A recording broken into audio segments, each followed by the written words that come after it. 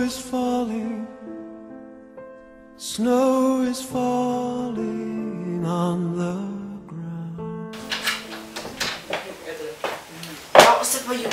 Og så bare kommer vi bort der, og så gjør jeg en jaud. Og så bare jorden, og så bare ingen, så det bare kommer bort til meg.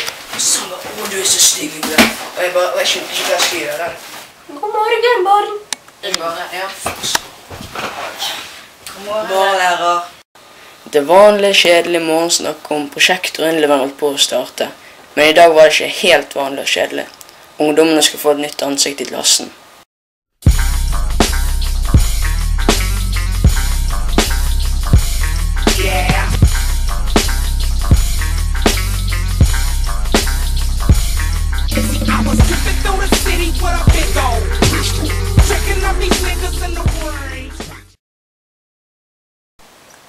Velkommen, Bjørn. Det er skikkelig hyggelig å ha deg her i klassen.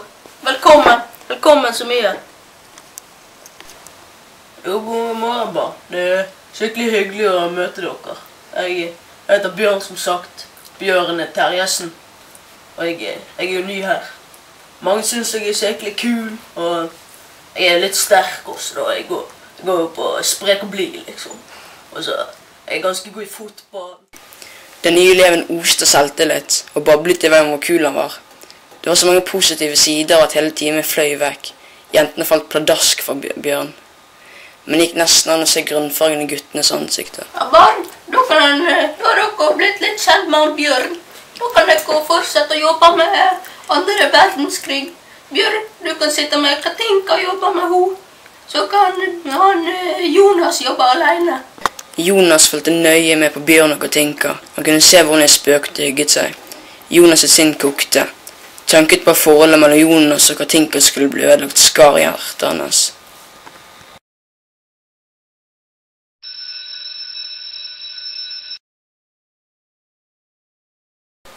Ungdommen tok på seg lue og hansker, og noen hadde på seg boblebukser.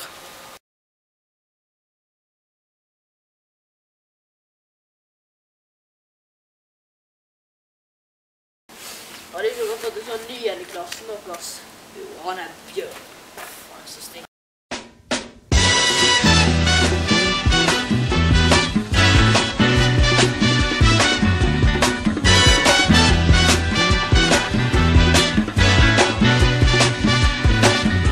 Hush not, child.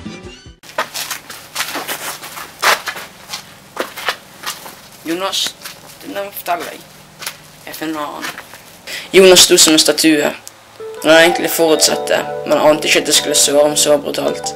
Vennene hans ramset opp en rekke skjellsord, men han klarte ikke å følge med. Jeg tenkte på alt det de hadde opplevd sammen, og det gjorde vondt. Babe, I'm leaving. I must be on my Hva søren er det du driver med? Hæ? Møt meg på skole etter klokken 6. Vær der! Resten av skoledagen satt han bare i en tilstand mellom sint og lamslått. Han led.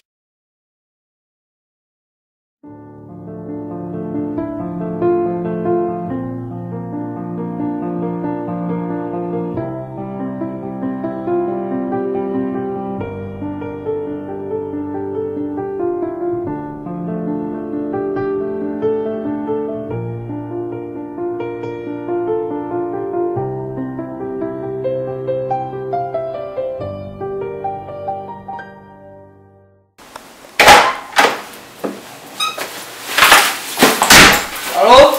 Hallo? Hei, Emma. Hvordan gikk det på skolen? Hei, far. Han kjente adrenalin i strømme og gledet seg på en måte. Alt hatet hadde nesten fjernet kjærlighetssorgen fra hjertet hans. MSN hans blinket hele kvelden.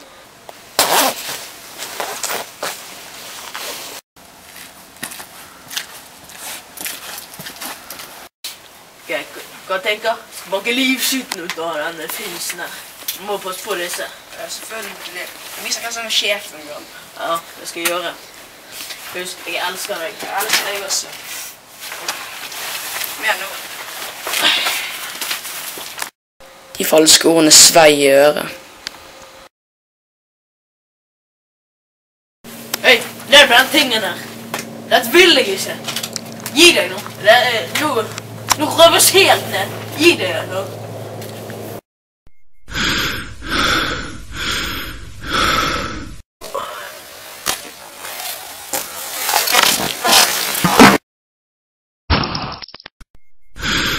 Lukten av krutt rev i neseborene.